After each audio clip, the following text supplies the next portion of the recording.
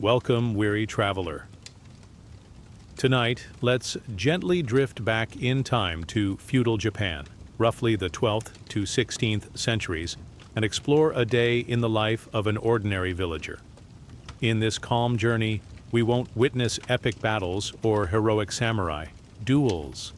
Instead, we'll immerse ourselves in the quiet rhythms of daily existence, the simple struggles and small joys that filled the days of farmers, artisans, and their families. After all, for most people in medieval Japan, life was the age-old struggle to put food on the table, build a family, stay healthy, and try to enjoy the finer things in life whenever possible. Imagine a modest farming village tucked between green rice paddies and forested hills. The air is cool and still before dawn. A few paper lanterns flicker faintly in the dark, and a chorus of crickets is gradually giving way to the first chirps of morning birds. In this sleep story, you will step into the shoes of a common villager. The tone will be calm, soothing, and richly detailed. A soft narration to ease you into relaxation as we wander through waking up, morning chores, meals, work in the fields, family life, and even the beliefs and rituals that guide this simple world. We'll feel the changing seasons, share in gentle humor at the differences and surprising similarities to our modern comforts, and close our eyes under the same stars that twinkled over Japan centuries ago. So settle in and get comfortable. Let the present day melt away. Our story will be divided into small chapters, each flowing softly to the next. Now, take a deep breath, and let's begin at first light, in a humble thatched roof home at the edge of a rice field. Chapter 1. Dawn in the Village. It's early morning, and dawn's pale light is seeping through the cracks of your wooden shutters. There is no shrill alarm clock, only the natural alarm of rural life. Perhaps you hear the rooster crowing from a neighbor's yard. The rooster, of course, has no concept of weekends or sleeping in. You lie on your bedding, a simple woven straw mat topped with a cotton or hemp quilt, listening as the village slowly stirs. The air carries a slight chill, especially if it's spring or autumn, and you can see your breath in the dim interior of your one-room house. With a yawn and a stretch, you rise from your futon. Your back might be a bit stiff. There is no memory foam mattress here, but years of sleeping on the floor have made you strong and accustomed to it. Your home is a humble minka, a traditional folk house made of wood posts and beams with walls of clay plaster and a thick thatched roof. Inside, it is sparse and practical. The floor has 2 levels. The outer area near the entrance is a doma, an earthen floor of packed dirt, where dirty work like cooking or bringing in firewood is done. Further in, the floor is raised and made of wooden planks, perhaps with a few tatami mats if your family is lucky. This is where you sleep and sit. Last night's fire in the irori, the sunken hearth in the center of the room, has burned down to faint red embers. A wisp of smoke lingers from the charcoal, giving the air a woody aroma. In the quiet dawn, you can hear the soft crackle of those embers and the distant trickle of a stream outside. You rub your eyes and roll up your bedding to store it away. In one corner of the room, the family's few prized possessions rest neatly. There's a low wood table for meals, a couple of ceramic bowls, and iron cooking pots, and a woven bamboo basket of rice, the result of last autumn's harvest. Perhaps, propped against the wall, is your hoe and spade for the fields, and a coil of rope. A simple straw hat, kasa, hangs from a peg, ready for work. The decor is minimal. A tiny Shinto shrine shelf with a paper talisman, ofuda, might be, placed high on one wall, and maybe a faded scroll with a Buddhist sutra hangs for good fortune. But otherwise, everything has a purpose. Life here is poor in material things, but rich in routine and tradition. Chapter 2. Morning Routine, Waking, and Hygiene. You shuffle toward the door to start your morning routine. Sliding open a wooden panel, you step out onto the small ingawa, a narrow porch, and descend to the ground. The grass is wet with morning dew under your bare feet. Sandals haven't been put on yet. You pause for a moment, taking in the scene. a pale pink glow in the eastern sky, mist clinging to the mountains beyond the paddies, and the fragrance of damp earth and last night's wood smoke in the air. It's peaceful now, but soon the village will buzz with activity. A few houses around you are already stirring. You notice thin plumes of smoke beginning to rise from neighbors' hearths as wives start the fires for cooking. First things first, no morning is complete without a quick wash. Of course, there's no running water, no hot shower to luxuriously soak in.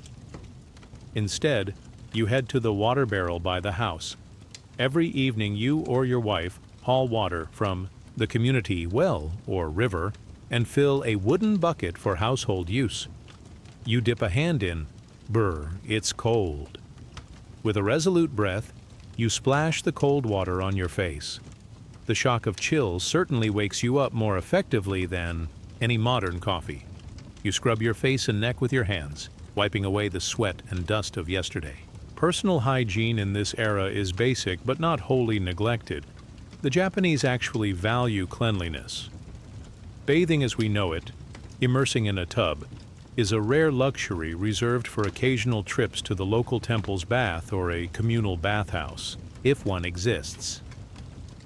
Daily cleansing is usually done with a simple splash of water from a pail or a quick wipe down with a damp cloth. As a devout Buddhist or Shinto practitioner, you believe that washing purifies not just the body, but the spirit as well. Standing by the well, you take a bamboo dipper and pour some water over your hands, a habit of ritual purification. You might even swish a mouthful of water to rinse your mouth, spitting it out onto the ground. To brush your teeth, there is no minty toothpaste or fancy toothbrush available. Instead, you reach for a chew stick, perhaps a twig from a tree like willow or a special wood with antimicrobial properties. Since ancient times, Japanese people have used toothpicks or fibrous twigs to clean their teeth. You gently chew one end of the twig until it frays into a little brush and then rub it against your teeth. It's surprisingly effective at scrubbing off the residue of last night's meal. Sometimes people also use a pinch of salt or tea leaves to rub on their teeth for a fresh feel or rinse with tea. You run your tongue over your teeth, nice and smooth. Your wife joins you in the morning washing routine. She uses a small bucket to rinse her face and hands, then picks up a wooden comb to tame her bedhead hair. Unlike the idealized noblewomen who in past ages grew their hair luxuriously long, peasant women often keep their hair tied up or cut to a practical shoulder length. It's easier for work and less trouble to maintain. As she combs out a few knots, you notice her teeth stained a shiny black.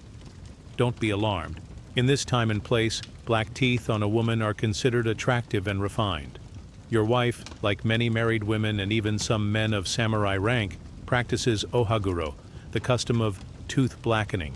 Each day she paints a special solution, a mix of iron filings soaked in tea or vinegar.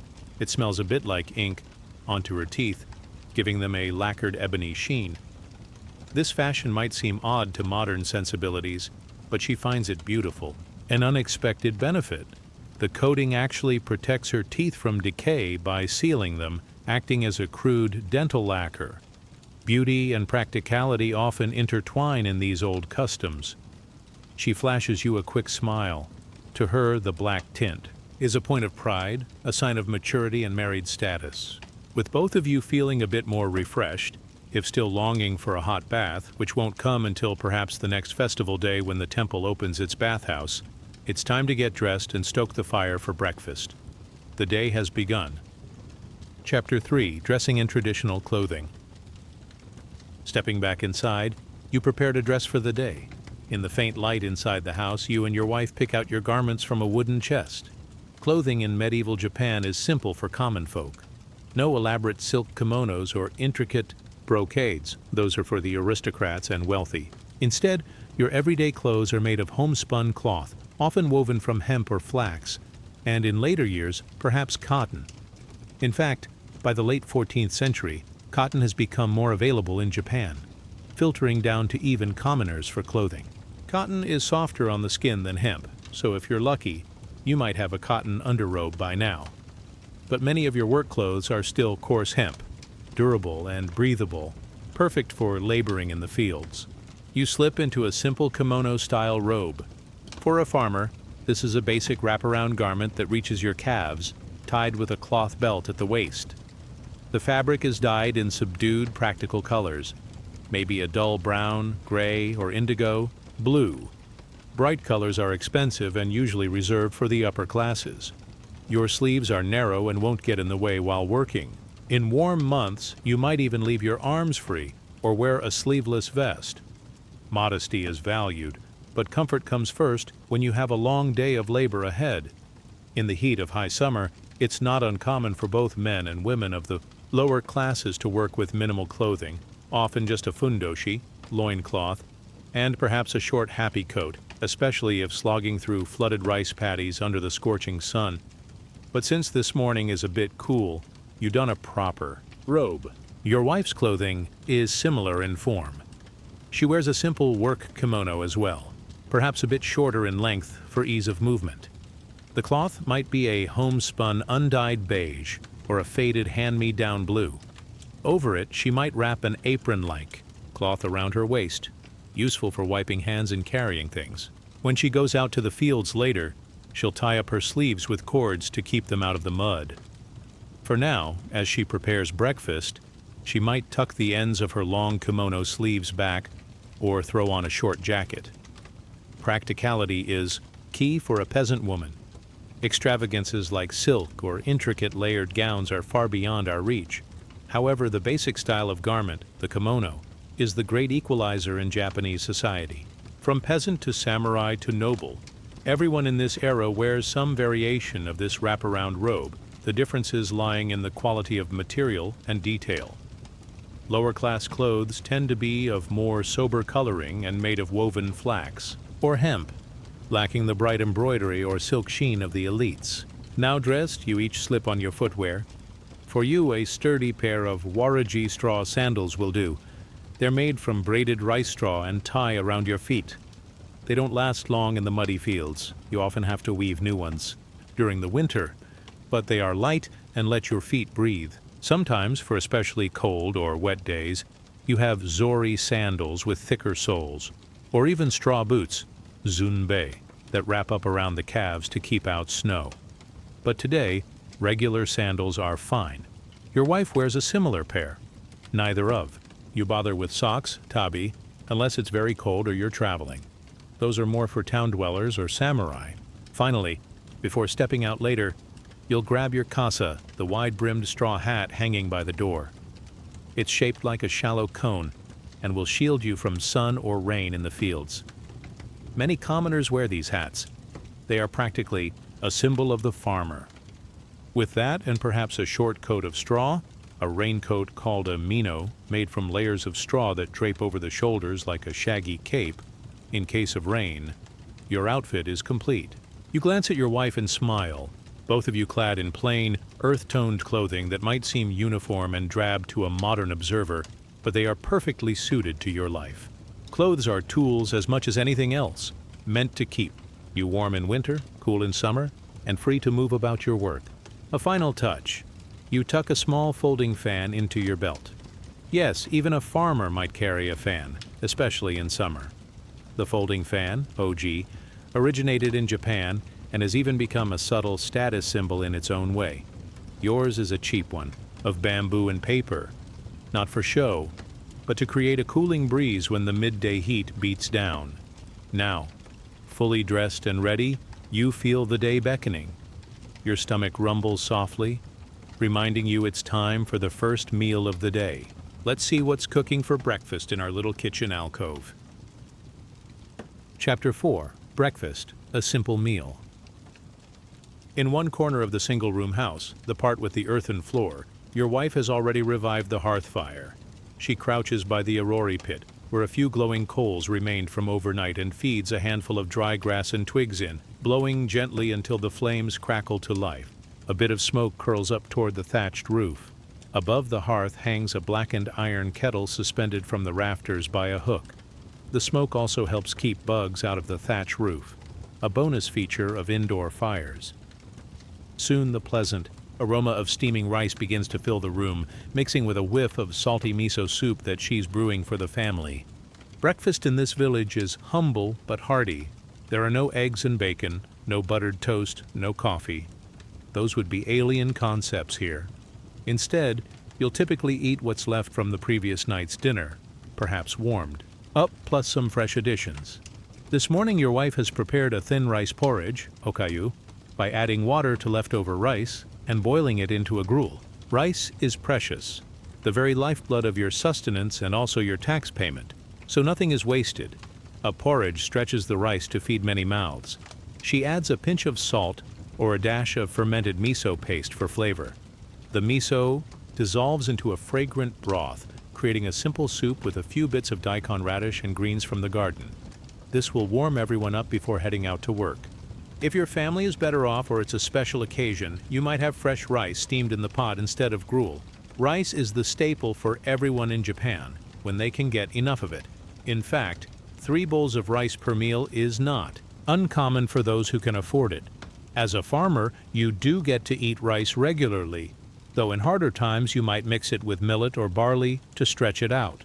Alongside the rice or porridge, there are usually pickled vegetables to provide some flavor and vitamins. This morning, you have a small dish of pickled plum, umeboshi, and salted daikon radish. These are tangy and mouth-puckering, perfect to jolt you awake. Pickling is essential here.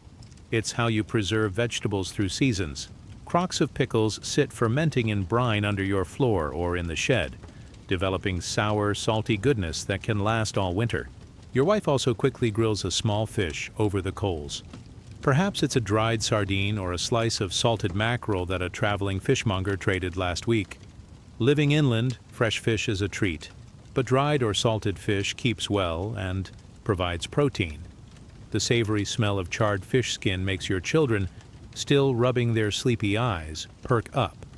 If no fish is to be had, you might have a little tofu, bean curd, or natto, fermented soybeans, for protein.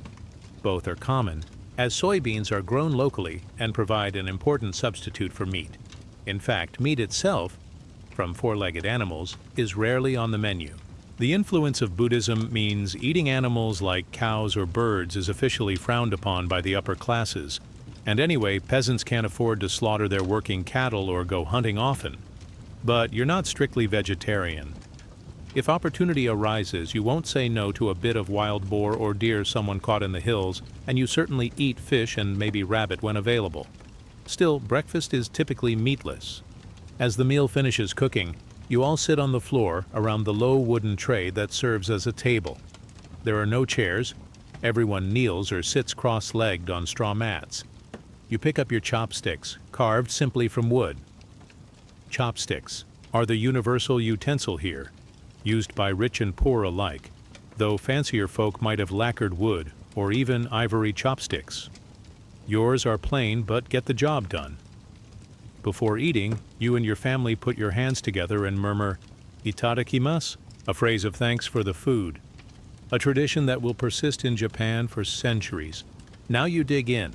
The warm rice porridge soothes your stomach. You take a bite of pickle, sharp and salty, then another sip of miso broth. Perhaps not the breakfast of kings, but it fuels you well. Interestingly, in your household, the men and women do not eat at the same time.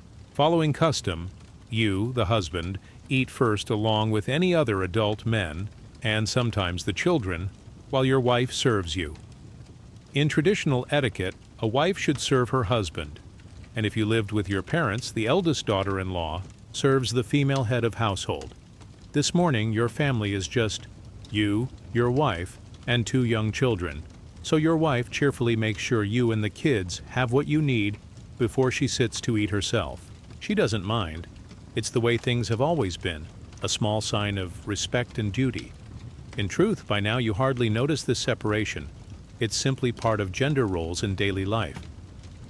Rest assured, when no guests or men are around, the women of the house will nibble and sip as they cook, so nobody goes truly hungry waiting. The children slurp their porridge eagerly. One of them makes a face at the pickled plum sourness, which makes you chuckle softly. You remember doing the same as a child. Some flavors are acquired tastes. As you eat, you can't help bit of soft humor creeping in about the situation. Here you are, a medieval farmer having rice porridge for the 1000th time, while somewhere in the far future people are fretting over cereal versus pancakes for breakfast. At least I don't have to worry about burning my toast, you think wryly. Though truth be told, you have your own worries. A bad harvest or hungry samurai coming through could make food scarce indeed. But for this morning, you have a full belly and a hot meal, and that is something to be grateful for. Breakfast is quick. There's work to be done. You wash everything down with a cup of hot tea. Not the frothy green matcha of tea ceremonies, those are luxuries using fine powdered tea, but a rustic tea brewed from coarse leaves or roasted grains. It's warm and bitter, and it clears the last cobwebs from your mind. In medieval Japan, green tea is common fare for everyone, though the quality differs. You drink it plain. Sugar is unknown here, aside from rare honey or syrup, and milk and tea would be unthinkable. A final bite of that salty fish, and you're done. Your wife deftly clears the bowls. There's no sink to wash dishes. She'll scrub the wooden bowls with sand or ash and water at the well later. If time is short, she might just wipe them clean with hot water for now. You belch quietly, sign of satisfaction, and thank her for the meal. The morning sun is now shining brighter through the open door, and you know it's time to head to the fields for your day's labor. One chapter, labor in the fields, a day of work. Stepping outside, you are greeted by a scene of pastoral bustle. It seems the whole village is awake now, each person tending to their duties. You see your neighbor leading an ox to the edge of a paddy. Another is already knee-deep in water, inspecting the young rice seedlings. Children are carrying bundles of firewood, and an elderly grandfather sits on the porch, weaving straw sandals. The smell of earth is prominent, rich, muddy, alive, mixed with the fresh scent of wildflowers. At the edge of the fields, the sun has fully crested the horizon, casting a gentle golden light over the landscape. Your farm plot lies just beyond your house, strips of rice paddies that you and your family cultivate. In medieval Japan, most commoners are farmers by necessity. Growing rice, wheat, or other crops is how you pay your taxes and fill your stomach. You don your wide-brimmed straw casa hat, which immediately casts a much-needed pool of shade over your face. Grabbing your hoe, kuwa, and sickle, you head to the first order of business, checking the irrigation. Water is the lifeblood of rice farming. A network of irrigation canals fed by a nearby stream keeps the paddies flooded. You and other villagers share the responsibility of maintaining these canals. Clearing debris, patching up embankments, cooperation is critical. A blocked channel upstream could ruin your neighbor's field downstream. There's an almost sacred reverence for water in your community, tied to Shinto beliefs in the spirit of nature. Many mornings begin with a communal effort to ensure the water flows freely to everyone's fields. Today you notice a section of the canal bank has eroded. Rolling up your sleeves, you plunge your hoe into the mud to rebuild it, patting it down with your feet. Another farmer joins you, and together you tamp the earth, exchanging a few jokes about last night's singing drunk at the inn. Yes, even villages have the occasional drunk storyteller. With the irrigation set, you wade into your paddy. By this season, the rice plants might be already transplanted and growing steadily in neat rows. The water comes up to your shins, pleasantly cool. Tiny frogs hop away as you disturb their morning, sunbathing on the mud. Overhead, a crane calls out and takes flight. You take a moment to appreciate the idyllic beauty. These same tasks have been done by your ancestors for generations, and will be done by descendants for generations more. The rhythm of work is almost meditative.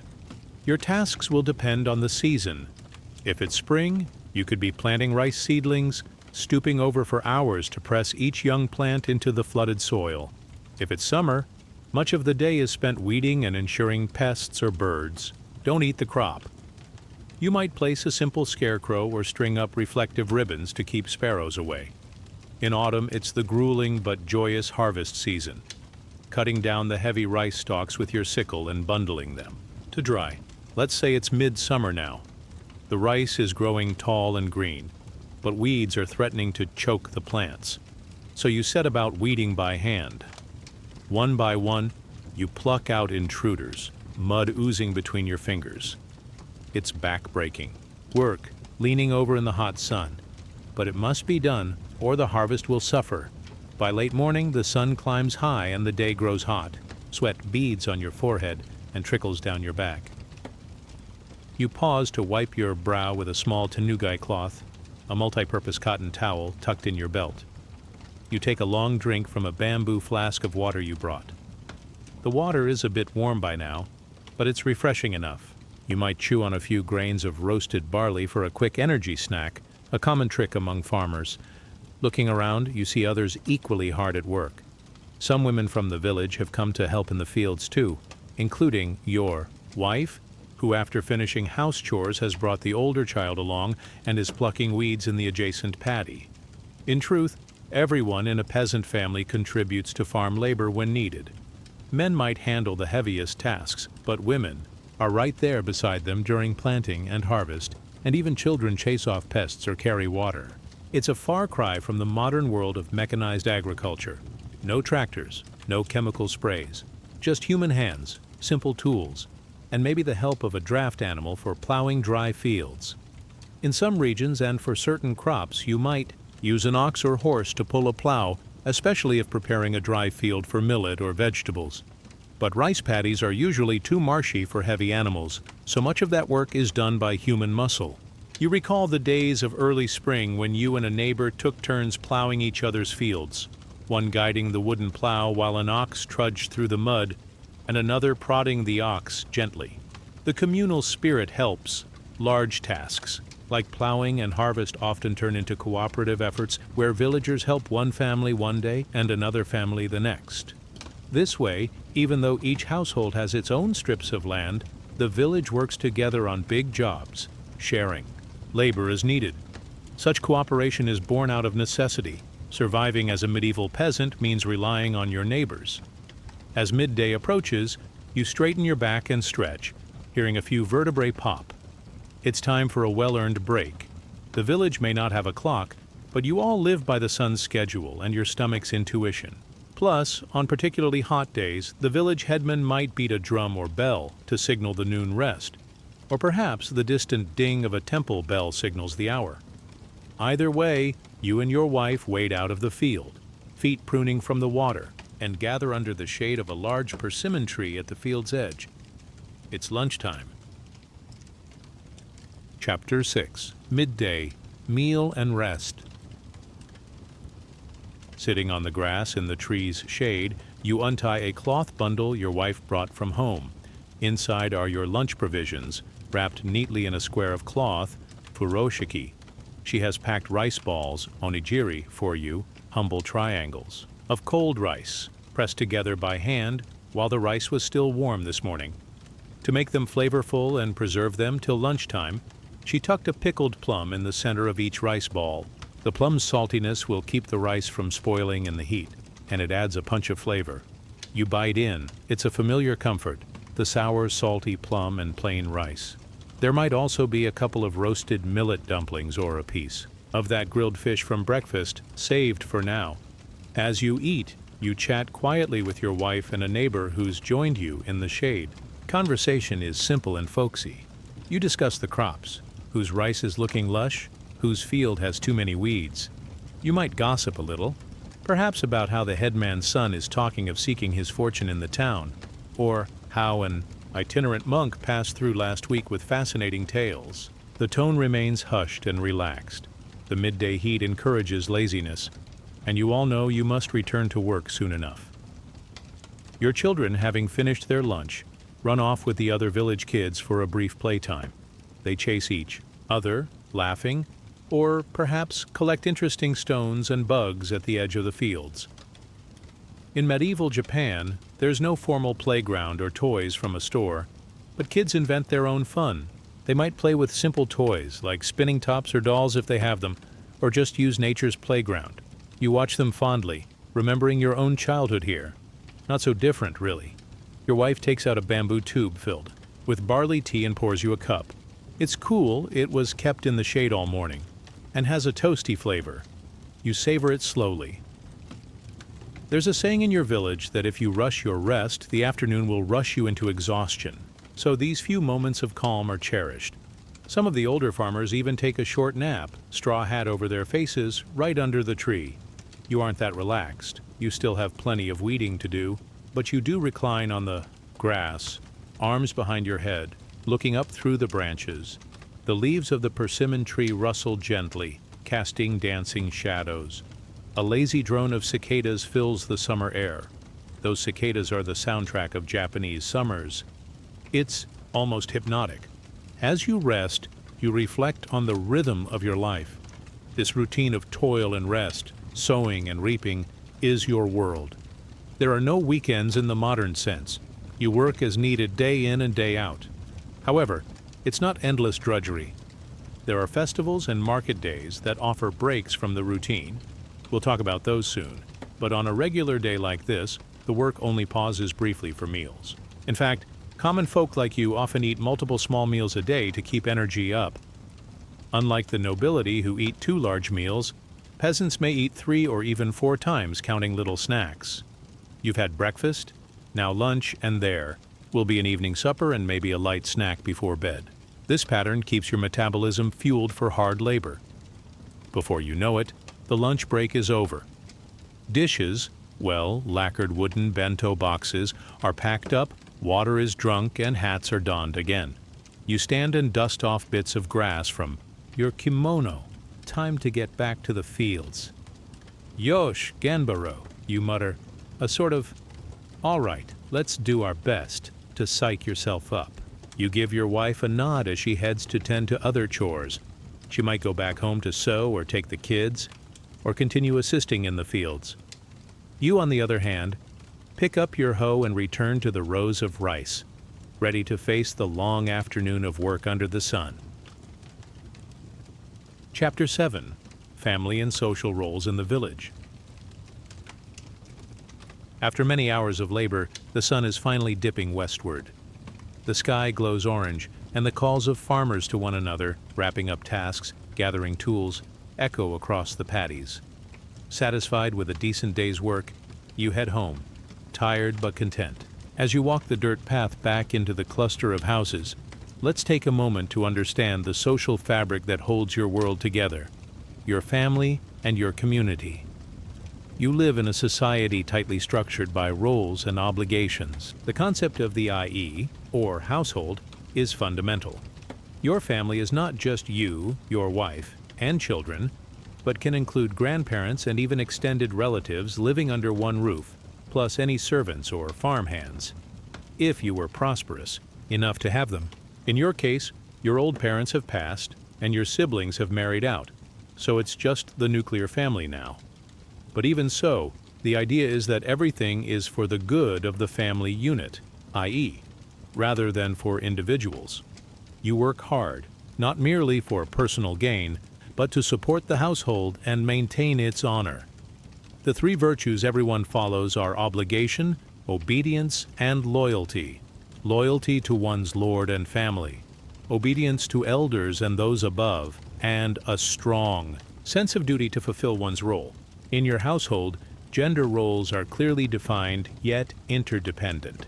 As the husband and father, you are nominally the head of the household, koshu, expected to earn the family's livelihood through farming and represent the family and village. Matters. Your word carries authority at home, but this doesn't mean your wife's contributions are insignificant. Far from it. She manages the domestic sphere and finances. In fact, while you plow and harvest, your wife often controls the storage and allocation of the harvest. She decides how much rice can be eaten, how much must be set aside for tax, how much saved for lean times. It's often joked among villagers that the husk may belong to the man, but the grain inside is managed by the woman. Her domain is the home. She cooks, keeps the fire going, raises the children, tends a small kitchen garden of vegetables and herbs, and might even engage in a side craft like spinning or weaving cloth to bring a little extra income.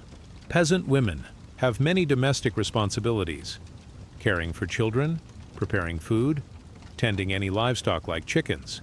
and even joining in field work during busy seasons, remedialherstory.com. In truth, on a farm, the line between men's work and the women's work can blur. Everyone does what is needed, but socially, the man is the public face, attending village meetings or dealing with officials, while the woman runs the household daily operations. The children in your family also have their roles. Your son, if you have one, will one day inherit the family plot, since usually eldest sons inherit the property worldhistory.org. From a young age he follows you to the fields, learning by watching and helping in small ways. There's no formal school for him. You will teach him everything he needs to know to farm, from how to repair a thatched roof to the timing of planting, worldhistory.org. Literacy is not common among peasants. Perhaps you know a few kanji characters, or can sign your name, but you're likely not fully literate. Monks and the occasional temple school might teach some reading and writing, but those chances are slim. Instead, education is practical. Your children learn to thresh grain, churn miso, and honor the gods by watching you and your wife. Your daughter's upbringing is similarly hands-on. She sticks to her mother's side, mimicking her cooking and caring. She learns to weave mats, sew tiers in clothing, and manage household tasks early. There is a tenderness in how daughters are raised, but also a realism. One day she will likely marry into another family, so her parents ensure she's skilled and ready to be a good wife elsewhere. Speaking of marriage, it's interesting. Among commoners in rural areas, marriage is informal and practical. Often it's arranged by families, but love matches aren't unheard of. In fact, there's a local custom known as yobai night visits, where young men quietly visit young women at night for courtship, with the community's tacit approval. Before marriage, such secret rendezvous let couples get to know each other, yes, intimately, without the pressures of formal betrothal. If a pregnancy results or the match seems good, the families agree to marriage. It sounds scandalous to modern ears, but in the village it's an accepted tradition, a practical way to allow some choice in romance and marriage for a class of people who cannot afford elaborate matchmaking. You yourself might have crept out on moonlit nights in your youth to see the girl who became your wife, sneaking through the back window so her parents wouldn't officially notice. Those memories bring a smile to your face. Nowadays, you are a respectable married man, but you know the younger folk in the village likely carry on the practice. Once married, the expectation is that the woman joins the husband's household. Patrilocal residence became the norm by this period, whereas in ancient times, men sometimes joined the wife's family. Your wife likely came from a nearby village, and she had to adjust to your family's way of life. She probably had a small bridal ceremony, and perhaps was even given a knife as a wedding gift if she were a samurai's daughter, symbolizing her duty to defend her new home. But as a peasant, her wedding was a simpler affair, an exchange of sake cups in front of the family shrine and a welcome into the home. Family hierarchy is taken seriously. You respect your elders deeply. In your home, if your mother were alive, your wife would defer to her in household matters. As the saying goes, obedience to father, then husband, then son, describing a woman's expected loyalty through life. It might sound oppressive, but there's also affection and reciprocity. You as a son must honor and care for your parents. As parents, you will rely on your children to care for you in old age. No social security or retirement funds here. Your children are your 401k, so to speak. Filial piety is drummed into everyone as a cornerstone of morality. You fully expect that when you are old and stooped, your son or daughter-in-law will feed and bathe you, just as you cared for them. Family is everything, the smallest unit of society, but also a microcosm of the larger order where everyone knows their place. Back in the village lanes now, you pass by the headman's house. He is effectively the community leader, a go-between for the villagers and the lord's officials. He often calls meetings of the heads of households to discuss matters like tax collection, irrigation issues, or disputes. Perhaps tonight there will be a gathering to plan for the upcoming festival or to organize labor for repairing the shrine's roof. As you walk, a couple of fellow villagers greet you with a nod and the customary Otsukare-sama, which literally means "You must be tired," but is a way to say, "Thanks for your hard work today." You respond in kind. Social interactions are polite and reserved. Everyone is aware of status differences even within the village. The headman and perhaps any wealthier farmers who have larger land or run a side business are afforded more respect. The village also might have a carpenter or blacksmith, skilled artisans considered a notch below farmers in status, but very much needed for making tools and building houses. There could even be a merchant or traveling peddler staying at the tiny inn. In feudal Japan's social order, farmers were esteemed above merchants, since farmers produced food and paid land taxes, while merchants were seen as profit-chasing. It's a bit topsy-turvy compared to modern thinking, but in your mindset, working the land is honorable. The merchant class, though necessary, is somewhat looked down upon, at least officially. Still, you treat any visitor kindly. Hospitality is a virtue. You also know that in the margins of society exist the outcasts, called ita, or hainin. These are people who do the ritually unclean jobs like butchering animals, tanning leather, or disposing of the deadworldhistory.org. Your village might have one or two such families living on the outskirts. They perform important services. Who else will handle carcasses or garbage? But they are shunned, not invited to dine or marry with the rest. It's an unfortunate discrimination built into the culture. You might nod at them in passing, but likely won't engage closely. It's understood by all that their lineage is tainted by death or impurity. Such is one of the social inequities of this era, accepted as part of the cosmic order. As you near your home, the village shrine catches your eye. It sits under a huge old camphor tree, its torii gate bright vermilion against the green foliage. Before heading inside, you decide to pay respects there, and also wash off the day's grime. You detour to the small shrine, where a stone basin with clear water stands. Using the bamboo ladle, you rinse your hands and mouth, a symbolic cleansing, and also refreshing after the day's sweat. You clap your hands twice and bow your head, whispering a quick prayer to the kami, the Shinto deity of this shrine, perhaps a local mountain god or the rice field spirit. Many of your neighbors do the same routinely. Religion here is woven into daily life, quietly guiding your actions and providing comfort. Which brings us to an important aspect of your world that we should explore more: faith and beliefs. Chapter 8: Faith, Superstition, and Religion. As dusk settles, you light a small oil lamp inside the house. The flame casts dancing shadows on the walls. Your wife is busy preparing the evening meal, and the children are playing at her feet. Before eating, there's a quiet moment where she approaches the family altar in the corner. Many homes have a kamidana, a small Shinto god shelf, or a butsudan, Buddhist family altar, or sometimes both. Your family, being devout in the traditional ways, has a tiny wooden kamidana hung high on the wall, holding a charm from the local shrine and perhaps a small symbol of your favored deity, maybe Inari, the rice god, who is greatly revered by farmers. There's also a tablet with your ancestors' names, memorial tablets to honor the deceased. In front of these, your wife places a small offering, a few grains of rice and a cup of sake, or just water if sake isn't available, and maybe a fresh flower or a piece of fruit when in season. She claps her hands softly and bows silently, thanking the spirits for the day's harvest and praying for continued health and protection. You too pause and incline your head. These little daily acts of worship keep you connected to the spiritual realm. You believe that spirits, kami, reside in natural things, in the big tree by the shrine, in the mountain that looms on the horizon, in the very rice plants you tend. Treating them with respect is simply common sense. Who wants to anger the spirit that could make or break your harvest? Religion in medieval Japan is an easy blend of Shinto and Buddhism.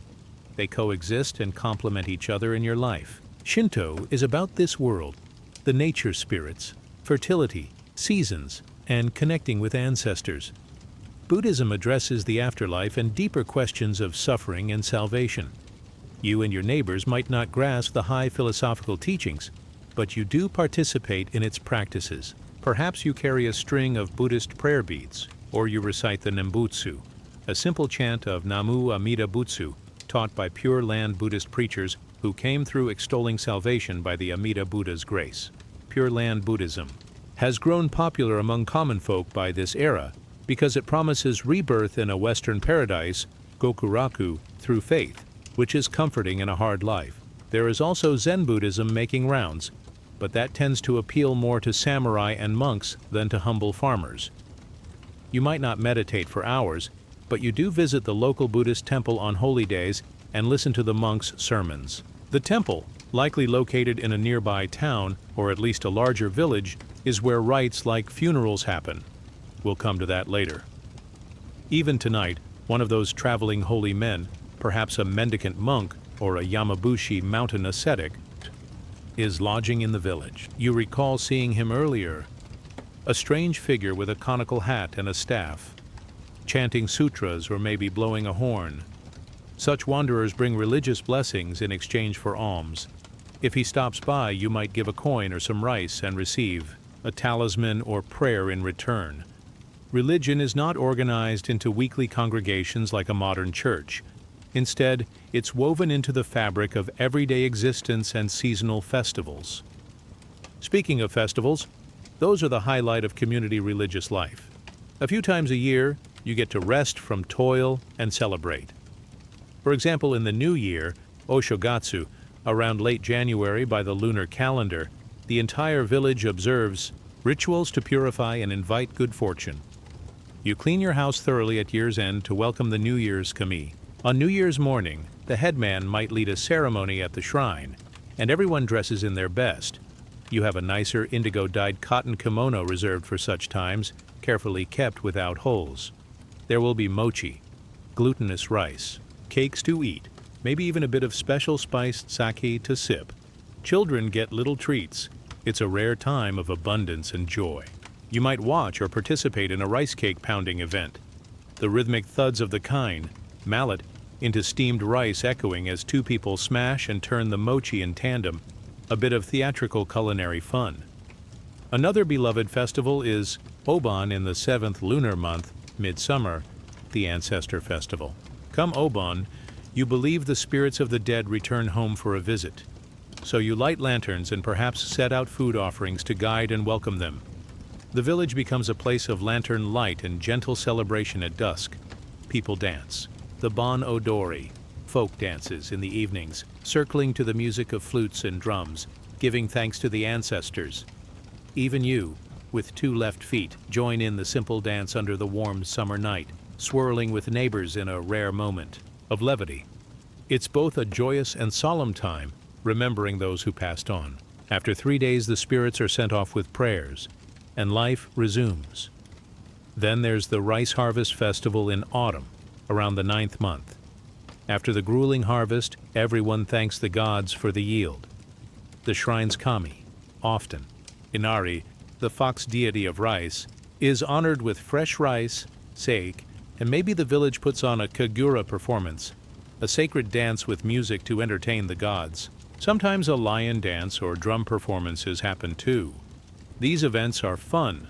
They break the monotony of work and allow some revelry. You might get to drink a bit more sake than usual and laugh with your friends, indulging in roasted chestnuts, or skewered fish from festival stalls if any peddlers came to set one up. On quieter days, religion still pervades life. You mutter itadakimasu before meals, thanking all who made it possible, including the deities. If someone falls ill, you might hang prayer plaques, EMA, at the shrine for their recovery, or have a monk write a healing charm. A small omamori amulet might be tied to your belt, acquired from a temple to ward off evil or ensure safe childbirth for your wife. There are also countless superstitions. For instance, you avoid cutting your nails at night. Bad luck. You don't sleep with your head to the north. That's how corpses are laid out, so it's inviting death. And if a fox cries near the village, at night, some say it could be an omen of fire or mischief. And yes, you harbor a healthy fear of yokai, supernatural creatures, and ghosts. By this time in history, folklore is rich with tales of shape-shifting foxes, Tengu goblins in the mountains, and ghosts of those who died tragically. On dark moonless nights, villagers whisper that a Mujina, badger spirit, might trick travelers, or a Yuki-onna, snow woman, might appear in winter storms. Do you believe these tales? Perhaps you'd chuckle them off in daylight, but late at night walking home alone, you definitely feel the hair on your neck prick up at the slightest rustle of wind. Such stories are often shared in winter around the hearth as entertainment and cautionary tales. They also serve a purpose, reminding folks not to wander alone at night or to treat strangers with care. Your religious life is thus a patchwork: daily observances, local shrine customs, Buddhist teachings of compassion and impermanence, and folk tales of spirits. There's no conflict in your mind between Shinto and Buddhism. You take what is meaningful from both. In fact, when you think of death, as all must, given life's fragility, you imagine perhaps your soul going to the land of darkness, as Shinto belief suggests, or being guided by Buddha to a better rebirth or the Pure Land. Either way, you trust that by honoring the gods and doing good, you'll be okay. With prayers said and the lamp flickering, your belly reminds you it's supper time. Let's turn back to the hearth to see what's cooking for the evening meal, and then enjoy some well-deserved relaxation after a long day. Chapter 9. Evening in the Home. Supper and Togetherness. Night has fallen over the village. The fields outside are quiet, illuminated by the silver glow of the moon. There are no streetlights, of course, so each home is an island of warm, flickering light from oil lamps or candles. In your house, the Irori hearth is once again the center of activity. A lively fire crackles, and your wife has hung a pot above it to cook dinner. The children sit nearby, poking sweet potatoes into the embers to roast. A little evening treat. The smell is wonderful, earthy sweet potato caramelizing, and the main dish, a hearty vegetable stew bubbling away. Tonight's stew contains daikon radish, taro root, maybe some wild greens, and a bit of tofu in a miso-based broth. It's a classic peasant dinner, filling, warm, and using whatever is on hand. If any fish was left from earlier, it's been added to the pot for flavor. A handful of foraged mushrooms might be thrown in too. You often gather edible mushrooms or mountain herbs on your way back from the fields, nature's free bounty. You sit on the floor, legs comfortably stretched, out near the hearth, enjoying the warmth on your aching muscles. Your straw sandals are off, feet bare and grateful for the heat. The interior of the house is dim beyond the immediate circle of firelight. In one corner you can just make out the big clay jars where rice and grains are stored. There's also a large ceramic jug of water and a barrel of pickles quietly fermenting. Simple wooden furniture, a chest for clothing, a shelf for bowls, lines the walls. The entire house might only be 1 or 2 rooms divided by sliding shoji screens, wood frames with paper, if at all. In your case, it's basically one space, so privacy is scarce. But families are used to this closeness. The kids chase each other in a circle, giggling, until you gently tell them to settle down for dinner. When the meal is ready, you serve it, out into lacquered wooden bowls. You have a matching set that's been in the family. Not fancy, but the red-black lacquer has held up over years, and it prevents leaks. Alongside the stew, there is of course more rice. Thanks to the harvest, you have enough rice to eat 2 meals a day most of the year. In harder times, you might substitute millet or wheat porridge. Everyone gathers around. Unlike at breakfast, dinner is a bit less formal. The day's work is done, and you all eat together more easily, especially if there are no outsiders present. You might still observe some etiquette. For example, you let your father-in-law, if he lived with you, have the first pick of the food as respect. But tonight it's just your household, and you and your wife share food from the common pot. Conversation flows freely now. You ask the children about their day. The little one proudly shows a bamboo toy flute he whittled, with Mom's help, and produces an ear-splitting toot that makes everyone laugh. Your wife recounts that the Neighbor's cow got loose, and they had a comical time getting it out of the vegetable garden. These small anecdotes are the entertainment of the evening. There's no TV, no radio. Storytelling is the prime amusement. Sometimes, if a traveling storyteller or biwa hoshi, lute priest, is staying in the village, you might invite him over or go to the inn to hear a tale. Perhaps a rendition of a legend or war story, like the tale of the heiki sung to the strumming of a lute. But most nights, it's just family. You might tell the kids a folk tale you heard from your grandparents, maybe about Momotaro the Peach Boy fighting demons, or about a clever rabbit tricking a tanuki. The kids listen with shining eyes, imagination painting pictures in the darkness beyond the fire. After dinner, you feel pleasantly full and relaxed. Your wife clears the bowls and sets a kettle on the fire to heat bath water. Bath water? Yes. While daily immersion baths aren't common, once in a while you do take a simple bath at home if you can. Tonight might be such a night, especially after muddy field work. She's heating water in a large iron cauldron. This won't be a luxurious soak, but rather a quick wash. She'll pour the warm water into a wooden tub, and each family member will take turns lightly scrubbing off the day's dirt. Often, you wash family style, with kids splashing and everyone helping pour water over each other. In the colder months, this warm wash by the hearth is incredibly comforting. In summer, a cold rinse outside suffices. If it's an especially auspicious or end-of-year time, you might go to the local temple, which has a communal bath, furo, essentially a steam bath where villagers cleanse themselves as a ritual bath. But that's not daily, maybe monthly or on special days. So tonight, the tub in the corner will do. You scrub your arms, feeling the grit come off, and then pour a bucket of warm water over your head. Ah, cleanliness is indeed a luxury. A note of humor. Without soap, you use rice bran or ash as a mild abrasive to wash, which doesn't produce a lather like modern soap. It's funny to think how you'd explain a bar of soap or a hot shower to someone here, probably as magical. Devices from the realm of the gods. But your wife's gentle scrubbing of your back with a woven loofah is just as effective, if not as foamy. Now clean and in fresh, well, another set of plain cotton robes, clothing, you settle again by the hearth. The children are drowsy after their wash and meal. One is curled up in Grandma's old quilt, thumb in mouth, listening to the comforting drone of nighttime insects outside. You take out a small shamisen, if you own one, some villagers have, a three-stringed lute-like instrument, or more commonly, you might hum a folk song or lightly beat a little taiko drum if you have the energy. Traditional music is often a group affair at festivals, but at home, you might sing a lullaby or just a playful song to lift spirits. Your voice is rough and not stage-worthy, but here it doesn't matter. The crackling fire provides a rhythm of its own.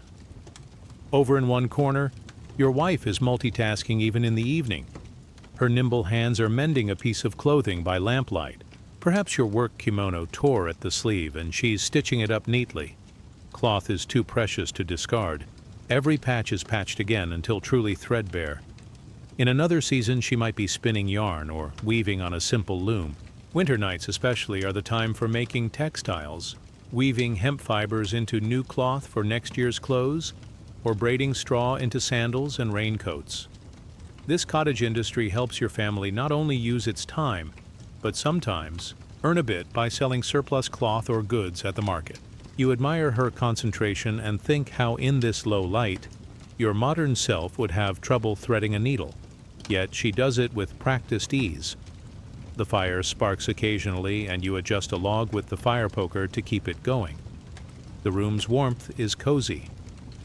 Despite all the quaint charm, it's worth noting, nights can also be when hardships are felt. Your bones ache from the labor.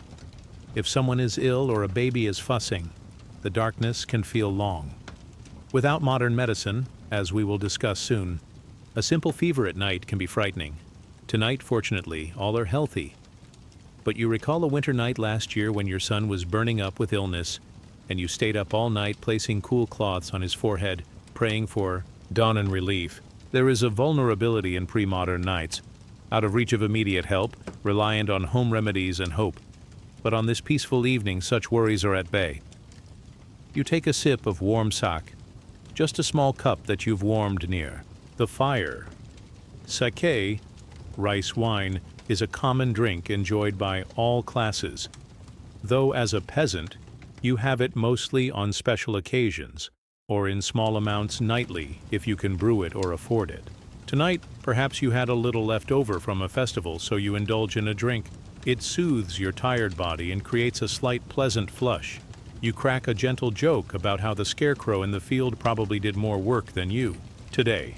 Your wife chuckles and retorts that at least the scarecrow doesn't eat as much rice as you do. The children are too sleepy to catch the humor, but you share a knowing grin. This is the soft humor of your life, subtle jabs and banter that lighten the heavy load of existence. Even in medieval times, families joked about mundane things. Maybe you tease that she's as stubborn as that cow in the neighbor's garden, and she rolls her eyes, calling you as loud as the village watchdog. It's all in good fun, underpinned by genuine affection. Outside, the village sounds have died down. A few dogs bark in the distance. Now and then, you hear a night watchman clapping his wooden clappers as he makes his rounds. Larger villages or towns have these watchmen to alert of fires or thieves. In your small community, everyone's mostly in bed early, so not much need for a patrol. Still, vigilance against fire is constant. Every household is cautious with flames because the houses are wood and thatched tinder boxes. You always make sure to bank the hearth fire safely before sleep. Water buckets are kept handy. It's a perpetual worry. One stray spark could wipe out an entire village. Perhaps that fear of fire is another reason you sometimes can't fully relax until the last ember is secure. The hour grows late. For you, that might mean just a couple of hours after sunset. No one stays up till midnight without oil lamps to burn. The oil in the lamp is nearly spent, the flame guttering. You give a satisfied sigh, looking around at your family dozing off one by one. The baby is asleep in mother's arms. The older child has already been laid down on the bedding. It's time to turn in. But before we drift off, let's consider one last profound aspect of life that looms over everyone in this era: health and mortality. Chapter 10: Health, Sickness, and Healing. Lying in the near darkness, you find your mind wandering to thoughts that often surface at day's end. Perhaps your shoulders ache more than they used to, or you recall seeing the village elder hobbling today and worry about his cough. Healthcare as you know it is a mixture of traditional remedies, superstition, and a bit of Buddhist mercy. There are no doctors in this village. The nearest physician might be in the castle town days away, and you likely couldn't afford him anyway. Instead, you rely on herbal knowledge passed down through generations.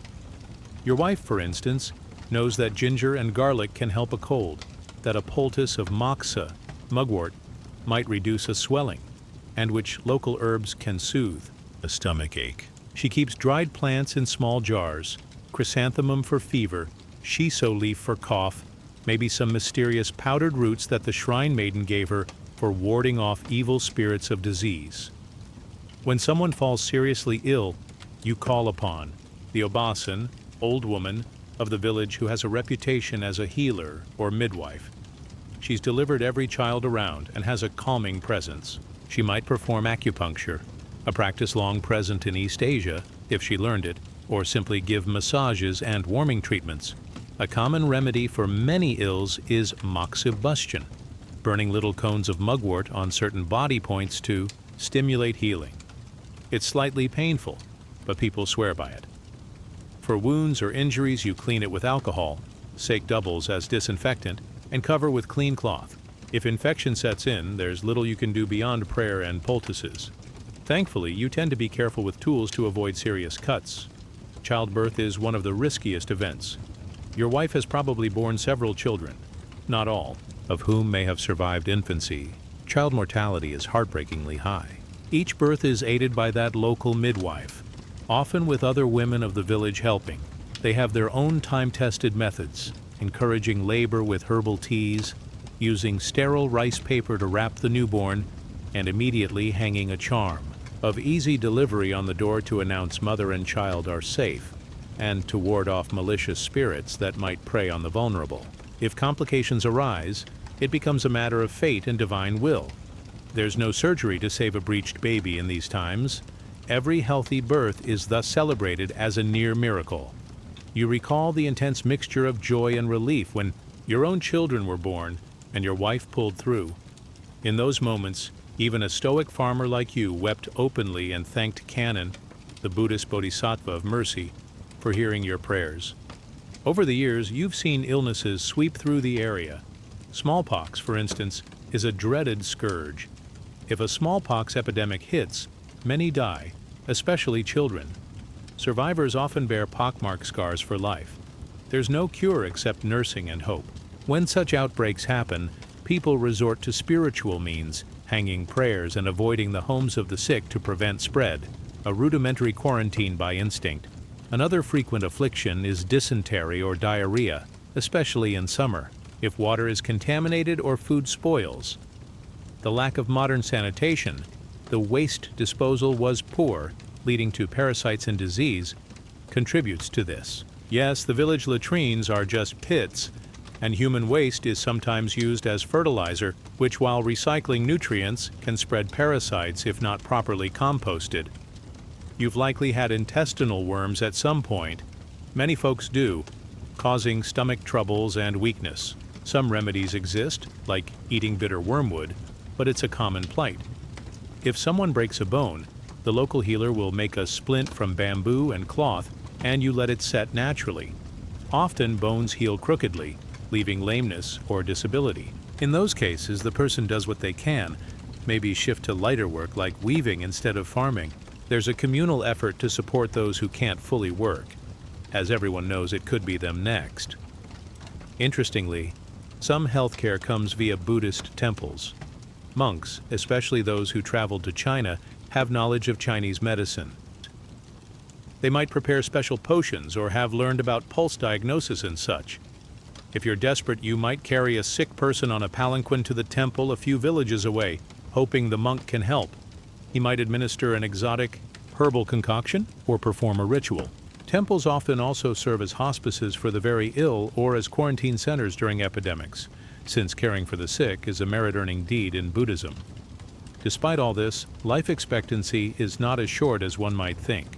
If you survive childhood and avoid war or famine, you could live to your 50s or more, which is considered a long.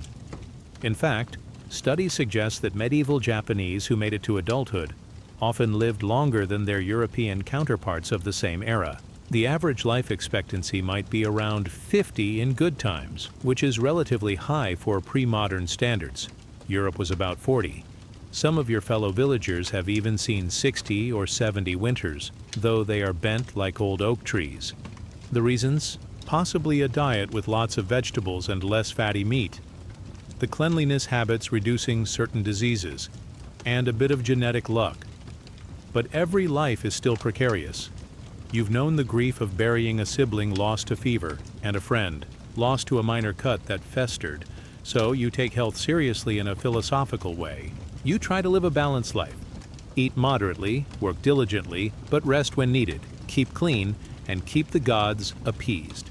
Sickness is often seen as caused by imbalance or spiritual uncleanliness. Thus, treatments often involve both medicine and prayer. If one of your children developed a persistent illness, you might make a pilgrimage to a famous shrine or hot spring known for healing. Japan is blessed with many onsen, hot springs.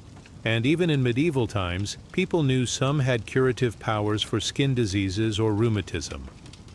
How lovely it would be to soak in a steaming mineral bath. You dream of doing that one day if you ever travel beyond the valley.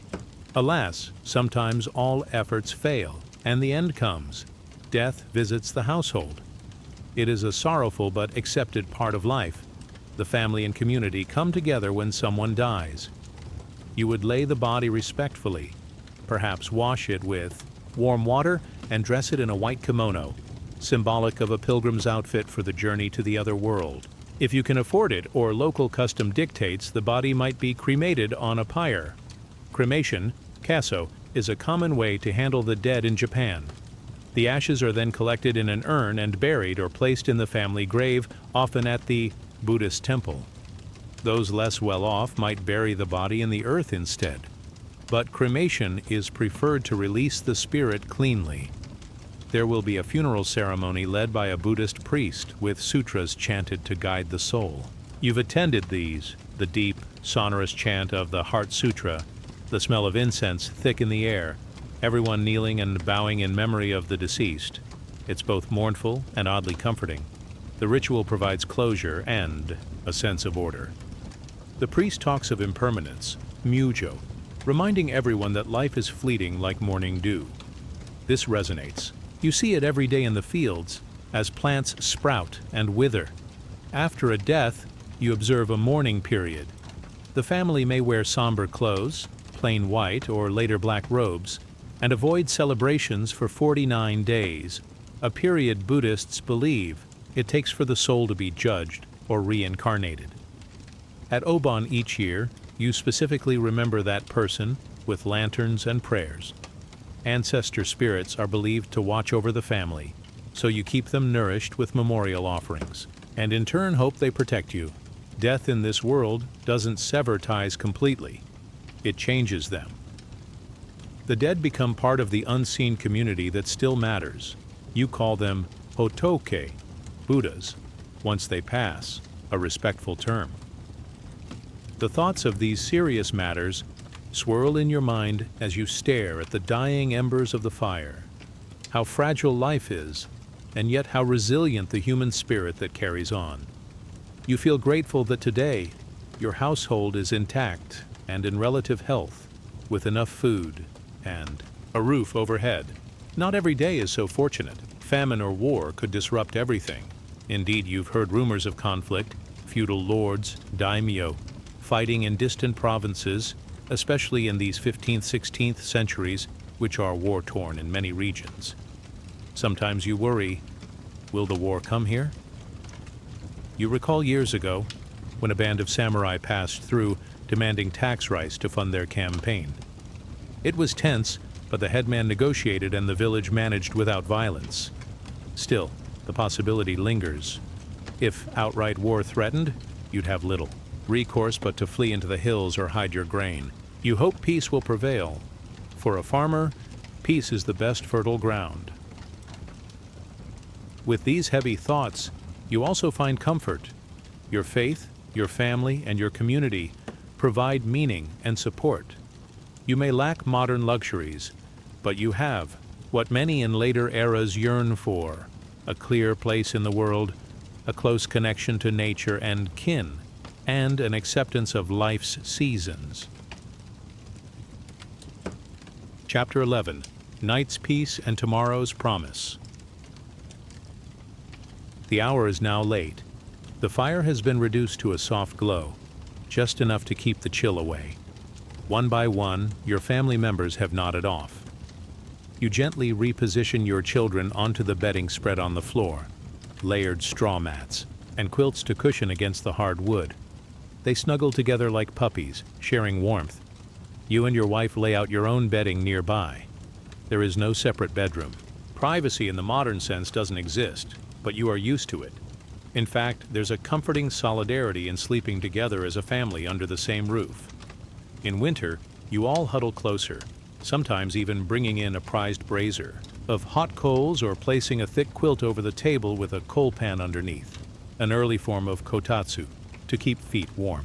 Winters can be harsh in Japan, but you've learned tricks.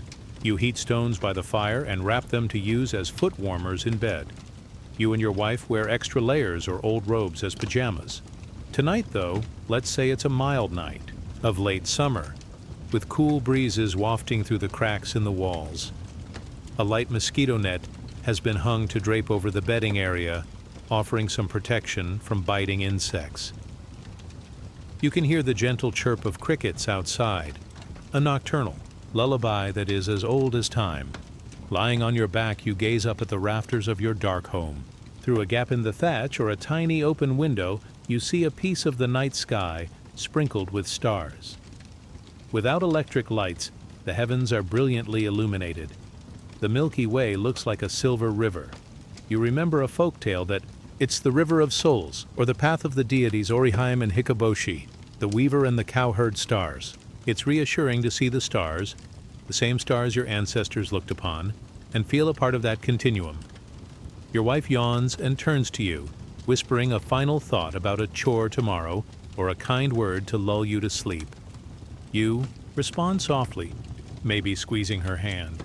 In these quiet moments, love and partnership are felt more than spoken. Despite the prescribed roles, you deeply appreciate her.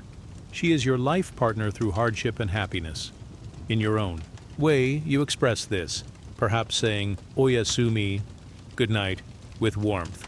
Your eyes grow heavy. You let them close, listening to the small sounds.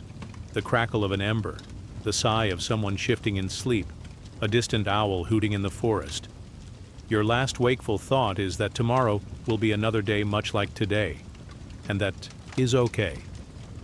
There is comfort in the routine and the knowledge that you'll wake at first light to repeat the cycle, with subtle changes each time, like the shifting seasons that slowly turn rice sprouts to golden sheaves. And so, you drift into dreams. Maybe you dream of a bountiful harvest or a good festival dance. Maybe you dream of nothing at all, just a deep, restful void.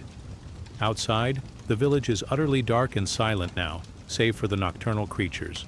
Above, the moon keeps watch, casting a pale light on the paddies and paths. The world of medieval Japan is at rest, gathered under the protective veil of night.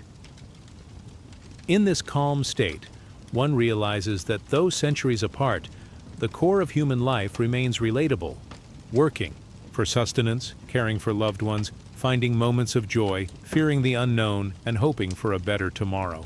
The modern comforts we know, electricity, medicine, technology, are absent. Yet these people find contentment in what they do have. The comfort of a warm fire, the taste of good rice, the laughter of children, and the faith in something greater, guiding them. In a humorous light, you might think, sure, I have no smartphone or soft bed, but I also have no emails to answer and no traffic jams to endure. The simplicity has its own charm and peace. As our story closes, imagine the camera of your mind pulling away from that little house. We see the whole village sleeping under thatched roofs, the patchwork of fields silvered by moonlight, and perhaps far off the silhouette of a castle on a hill where the local lord resides, his life so different, yet intertwined with these villagers he depends on. The era is old, yet the heartbeat of daily life is timeless. Our journey through a day in medieval Japan comes to an end as the night deepens. We have awoken with the rooster's crow, tended to body and spirit in the morning light, toiled under the sun, broken bread, or rather rice, with family, and finally come to rest under the gentle darkness.